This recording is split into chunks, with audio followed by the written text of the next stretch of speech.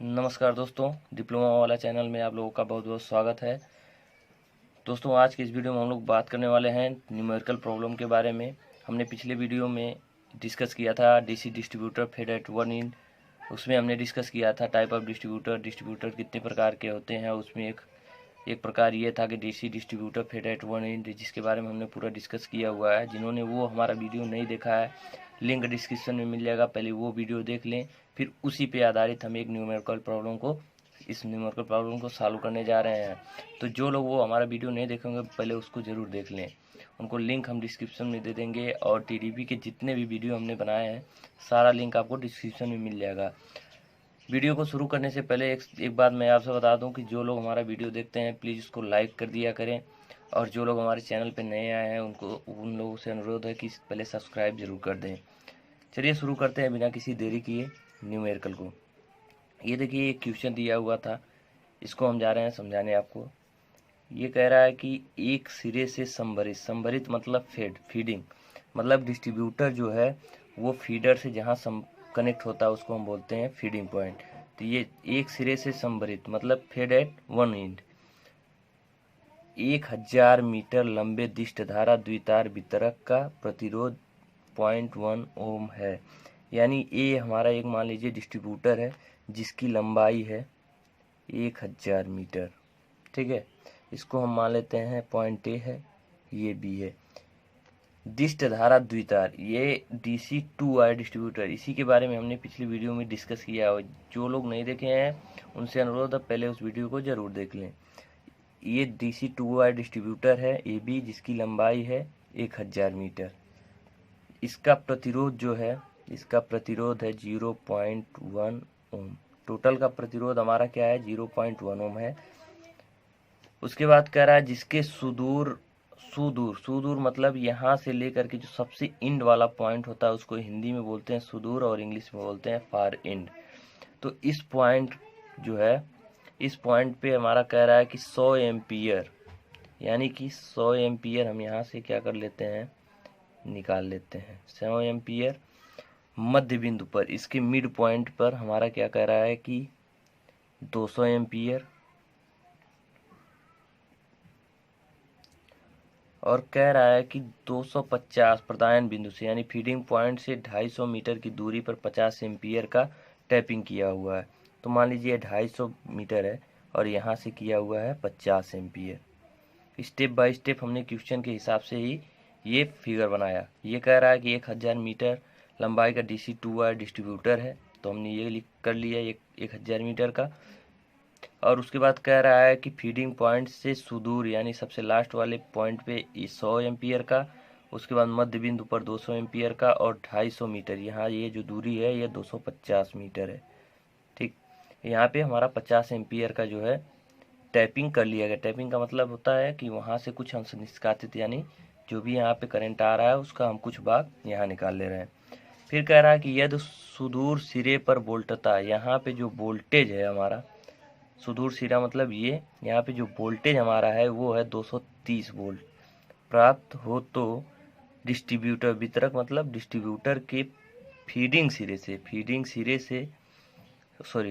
सिरे पर वोल्टता का मान, मतलब अगर ये हमारा यहाँ 230 वोल्ट प्राप्त हो रहा है तो इस पॉइंट पे हमारा वोल्टेज क्या रहा होगा, यही हमारा क्वेश्चन है।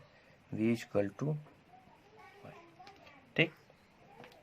तो ये तो हमारा हो गया फिगर। अब चलिए इसको परिकलन करने के लिए सबसे पहले हम क्या करेंगे कि इस टोटल में देखिए जो हमारा फार्मूला होता है, जो हमने पिछले वीडियो में डिस्कस किया था, वो फार्मूला हम एक बार यहाँ आपको दिखा दे रहे हैं।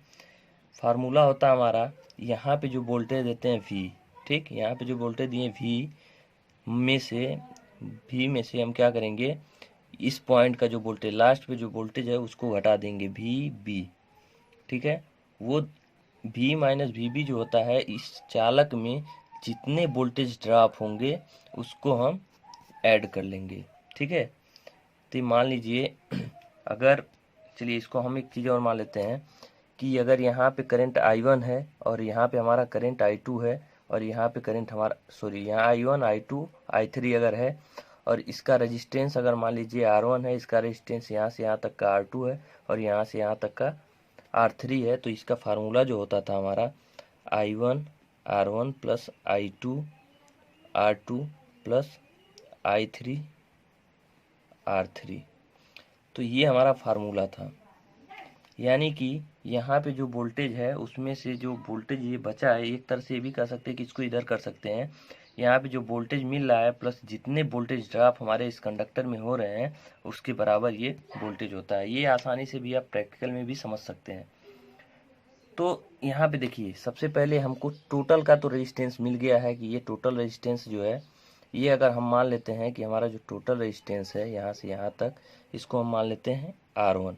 R1 इक्वल टू अगर हमारा 0.1 ओम है, ठीक है, तो ये मिड पॉइंट, ये जो हमारा यहाँ अगर हम मान लेते हैं यहाँ से यहाँ तक का जो रेजिस्टेंस हमारा टोटल, तो हमारा R1 हो गया। अगर यहाँ से यहाँ तक का हम R2 मान लेते हैं तो R2 इक्वल टू हमारा हो जाएगा, देखिए अगर पूरे का 0.1 है तो आधे का क्या हो जाएगा 0.1/2 से हम डिवाइड कर देंगे, तो हमारा हो जाएगा 0.05 होगा ये, ठीक है। तो ये R2 हमारा मान लीजिए आधा का, जो हमारा यहाँ से यहाँ तक का, यहाँ से पूरा टोटल 0.1, यहाँ से यहाँ तक हमने माना R2 है, उसका मान हमारा आ गया 0.05। फिर हमारा ये जो 250 वोल्ट मीटर है, ये 250 मीटर का जो रेजिस्टेंस हम मान लेते हैं R3 है। R3 क्या होगा 250। अब देखिए जब ये 500, ये 1000 मीटर का आधा हमारा 500 मीटर होगा। 500 मीटर का जो हमारा रेजिस्टेंस आया 0.05, तो हमारा 250 मीटर का क्या हो जाएगा, इसका आधा हम कर देंगे, यानी 0.05 का आधा, तो ये हमारा आ जाएगा 0.025 ओम। देखिए रेजिस्टेंस हमको पता चल गया है R1 R2 R3। अब देखिए अगर ये करंट मान लीजिए हमारा I1 जो 100 एम्पियर है, इसको हम मान लिए I1, और इसको हम मान लिए अगर I2, और इसको मान लिए हम अगर I3, ठीक है। तो हमारा इससे ये पता चलता है, देखिए फार्मूला हमारा है और हमारा ये भी पूछ रहा है, तो हमको यहाँ से निकल, यहाँ भी हमको पता ही है, यहाँ देखिए फिर भी हमको पता है, I1 I2 I3 हमको पता है, और R1 R2 R3 हमको पता है। तो सीधे सीधे हम इस फार्मूले में इस वैल्यू को पुटअप करेंगे और हमारा मान क्या होगा, कैलकुलेट होके निकल जाएगा। अब देखिए इसको हमने क्या किया, सिंपली सारे वैल्यू को पुटअप कर दिया। अब यहाँ से V माइनस 230 इक्वल टू, इसको जब हम कैलकुलेट करेंगे तो हमारा ये वैल्यू आ जाएगा 10, और ये हमारा आ जाएगा, ये हो जाएगा हमारा 10, और ये इसका वैल्यू भी हमारा आ जाएगा 1.25। अब इसको जब हम कैलकुलेट करेंगे 10 10 20 21.25, ये आ गया हमारा V माइनस 230। तो यहाँ से जब हम V को कैलकुलेट करेंगे तो V इक्वल टू हो जाएगा 230 प्लस 21.25। तो ये जो वैल्यू हमारा कैलकुलेट होके आएगा, इसको हम ऐड कर लेंगे, 251, सॉरी ये आ जाएगा हमारा 251.25 वोल्ट। तो ये हमारा वैल्यू आ गया। तो इस तरह से हम करते हैं कैलकुलेट। अगर हमारा डीसी डिस्ट्रीब्यूटर है, 2 वायर है, और फेड एट 1 इन से, अगर एक इन से हमारा जो है, एक सिरे से हमारा अगर फीडर से कनेक्ट है, तो इस तरह का कोई भी क्वेश्चन पूछेगा तो हम इस तरह से ही कैलकुलेट करेंगे। चलिए एक और क्वेश्चन देख लेते हैं, इसी पे आधारित एक और क्वेश्चन हम लोग देख लेते हैं। शायद ये क्वेश्चन जिसको समझ में ना आया हो, अगला समझ में आ जाए। वैसे तो हमने ऐसे स्टेप बाय स्टेप इसको कैलकुलेट किया है, कुछ है नहीं इसमें, सबको समझ में आ जाना चाहिए। फिर भी चलिए एक क्वेश्चन और देख लेते हैं। देखिए ये क्वेश्चन नंबर 2, ये क्वेश्चन चलिए देख लेते हैं। यहाँ पे कह रहा है कि एक सिरे पर प्रदायित, मतलब फेड एट 1 एंड, ठीक है, एक सिरे से हमारा जो कनेक्ट है फीडर, कह रहा डीसी डिस्ट धारा वितरण तंत्र, यानी डीसी डिस्ट्रीब्यूशन सिस्टम है, का प्रतिरोध 0.6 ओम है, जिसके सुदूर सिरे पर 10 किलोवाट विद्युत भार तथा मध्य बिंदु पर 200 वोल्ट पर 50 एम्पियर का टैपिंग है। वितरक यानी डिस्ट्रीब्यूटर के फीडर सिरे से सुदूर सिरे पर वोल्टता का मान ज्ञात कीजिए। ठीक है, तो जो लास्ट वाले पे वोल्टेज कितना होगा लास्ट पॉइंट पे, उस पे वोल्टेज का मान पूछ रहा है। तो चलिए हम लोग निकालते हैं कि उसका मान क्या होगा। सॉरी, यहाँ पे देखिए वितरक के प्रदान सिरे, मतलब जहाँ से हम पॉइंट को जहाँ पे हम कनेक्ट किए हैं वहाँ पे और लास्ट पे दोनों का जो है वोल्टेज का मान पूछ रहा है। तो चलिए हम लोग इसको एक एक करके फिगर की सहायता से समझते हैं और उसको सॉल्व करते हैं। कह रहा है कि ये एक ए बी मान लीजिए डिस्ट्रीब्यूटर है, यहाँ पे हम खींच लेते हैं एक ए बी डिस्ट्रीब्यूटर है, ए बी। ठीक है, ये भी हमारा डिस्ट्रीब्यूटर है जिसका प्रतिरोध हमारा 0.6 ओम है। फिर उसके बाद कह रहा है सुदूर सिरे पर 10 किलोवाट, अगर यहाँ से एंड पॉइंट पे हमारा कह रहा है कि 10 किलोवाट जो है हमारा पावर है, यहाँ पे विद्युत भार है, तथा मध्य बिंदु पर 220 वोल्ट पर कह रहा है कि जो मध्य पॉइंट इसका होगा यहाँ 200 वोल्ट, ये 200 वोल्ट है। 200 वोल्ट पर क्या कर रहा है कि 50 एम्पियर का टैपिंग है, तो हमने ये बना लिया 50 एम्पियर का टैपिंग किया हुआ है। ठीक, अब कह रहा है कि यहाँ पे वोल्टेज क्या होगा और यहाँ पे भी बी हम इसको बोलते हैं, यहाँ पे वोल्टेज क्या होगा, इसको आपको कैलकुलेट करना है। तो सबसे पहले हम क्या निकालेंगे कि यहाँ से और यहाँ के बीच में टोटल वोल्टेज ड्रॉप कितना है, क्योंकि हमने पहले भी पढ़ा है कि V minus V B equal to, अगर इसको हम देखिए इस करंट यहाँ पे जो करंट आ रहा है इसको हम मान लेते हैं I1 है, और यहाँ पे जो करंट आ रहा है जो 50 एम्पियर दिया है इसको मान लेते हैं ये I2 है। ठीक है, और ये जो टोटल रेजिस्टेंस है जो ये 0.6 है इसको हम मान लेते हैं R1 है, और यहाँ से यहाँ तक का बीच का जो रेजिस्टेंस है इसको हम मान लेते हैं R2। ये हमारा टोटल जो रेजिस्टेंस है यहाँ से लेकर के यहाँ तक ये R1 है 0.6, और जो यहाँ से यहाँ तक है इसको हम मान लेते हैं R2। तो R2 इक्वल टू हमारा हो जाएगा, जब कि ये मिड पॉइंट है ये, तो इसका आधा क्या हो जाएगा, ये 0.6 है तो इसका आधा हो जाएगा 0.3 ओम, यानी R1 हमारा 0.6, R2 हमारा 0.3, ये समझ लीजिए। अब इसके बाद देखिए V minus V B equal to होता है हमारा I1 R1 plus I2 R2। तो यहाँ से देखिए I1 हमारा क्या है नहीं पता हमको, तो I1 हम इसको यहाँ छोड़ देते हैं, और R1 जो हमारा है वो है 0.6 प्लस I2 हमारा क्या है 50 है, ये हमें पता है, और R2 भी हमें पता है 0.3 है। तो इसको जब हम सॉल्व करेंगे तो 0.6 I1 प्लस 15 आ जाएगा। तो ये हमारा था V माइनस वी बी, इसको हम समीकरण 1 मान करके छोड़ देते हैं। ठीक है, अब देखिए इसको कैलकुलेट करने के बाद V माइनस वी बी यहाँ से हमारा निकल जाता है। तो अगर इसको हम क्या कर सकते हैं, एक चीज़ और देखिए, ये हमारा A से B तक का वोल्टेज ड्रॉप था, इसको हम यहाँ लिख भी सकते हैं A से B के बीच वोल्टेज ड्रॉप। ठीक है, फिर हम निकालेंगे, अगर देखिए यहाँ इस पॉइंट को हम मान लेते हैं C मान लेते हैं। ठीक है, इसको हम मान लेते हैं अगर C, तो हम कहें कि C से B के बीच वोल्टेज ड्रॉप।